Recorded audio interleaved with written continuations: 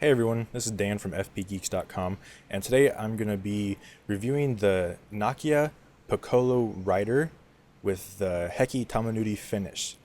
And I'll just open up this single pin kimono style wrap, and as we slide it out, we'll see the clip kind of start to emerge.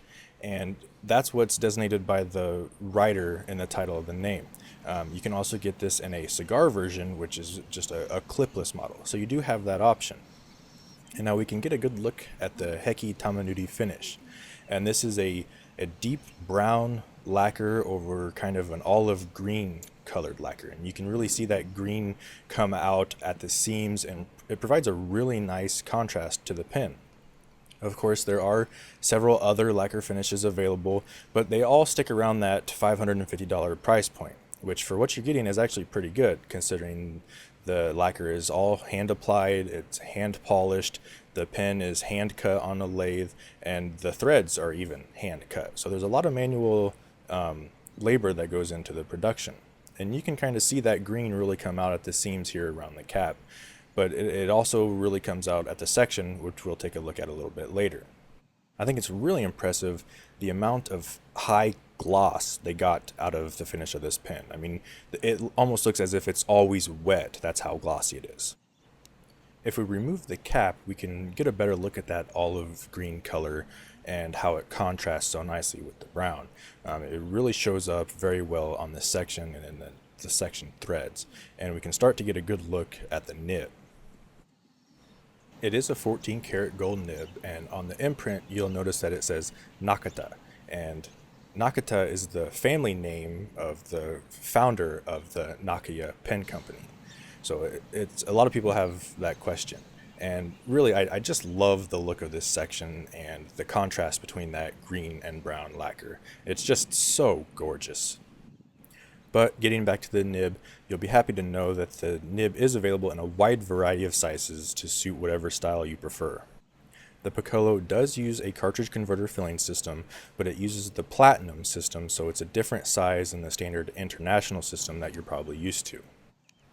The Piccolo is the smallest line of pens that Nakaya produces, but as you can see, it actually fits in the hand really well. I found it very comfortable to use, and don't worry, I did check with the owner to see if I could post it. She said it was fine, but Nakaya didn't really intend for this pen to be posted. If you want a larger pen, they have other models that you can purchase that are larger and longer.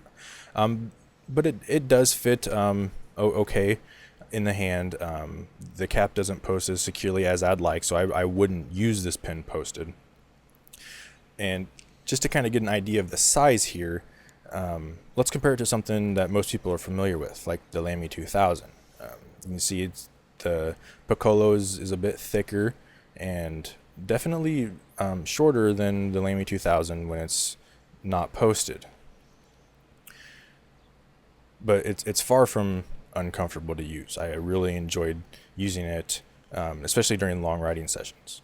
But if we do post the cap, the Piccolo is actually a fairly large pen. I mean, it's longer than the Lamy 2000, it's a bit bigger, but again, as I mentioned, if you do like that longer pen, definitely look into some of the other models that Nakaya produces. But by far the best aspect of this pen is the nib. And I've got to say that's because I hand ground it into a fine cursive italic, and it came out just spectacular. Now, the owner of this pen stated that she uses Noodler's Walnut and Noodler's Black almost exclusively in this pen, so that's what I tested this with and kept track of the writing style. And I also used similar paper as her, so I could definitely match it up, make sure that she was going to get the exact same experience that I was going to get. And the nib just performed flawlessly. The Noodler's Walnut flowed very well on this. The feed didn't have any issues with supplying a consistent flow of ink, and it was right between dry and wet. There was no surges in ink flow. There was no dryness. It didn't have any skipping. The pen just performed flawlessly, and I really enjoyed writing with it. And we'll just take a few more look at some writing samples.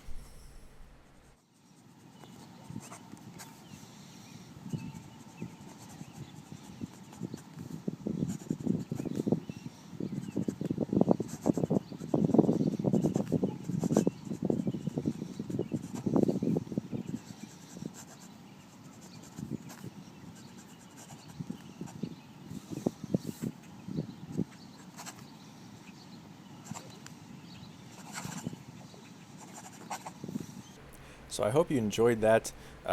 If you're interested in the Nakaya, definitely head to nibs.com. They are the exclusive U.S. distributor for Nakaya, and the Piccolo rider starts at $550, and I think it pretty much stays at that for any finish that you get, unless you get into the really custom stuff. But for $550, you're getting a pretty good deal. The pen is hand turned on a lathe. It's the hand finish is applied. It's hand polished. I mean, there's a lot of manual labor that goes into it. And coming from nibs.com, you're going to get excellent customer service and a nib that's really tuned to perfection. And of course, if you want a custom grind or a custom tuning, John Modishaw at nibs.com could certainly handle that for you. But check out our full written review, which will be linked to in the description below. If you have any questions or comments, please leave them here below the video or at the website, and we'll answer them as quickly as we can. Thanks for watching, everyone. Bye. Indulge in the madness.